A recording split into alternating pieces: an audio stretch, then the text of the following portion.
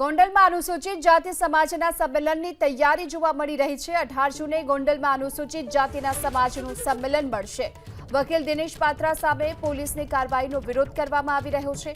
ચોક્કસ લોકોના ઇશારે પોલીસે ગુનો નોંધ્યો હોવાનો આરોપ છે અને 1 લાખ લોકો એકઠા થશે તેવો આગેવાન દેવદાન મુછડિયાએ દાવો કર્યો છે। સંમેલન અમારું એ મુદ્દા ઉપર છે કે દિનેશ પાત્રની સામે 4 ગુના કોટા પોલીસે દાખલ કર્યા છે।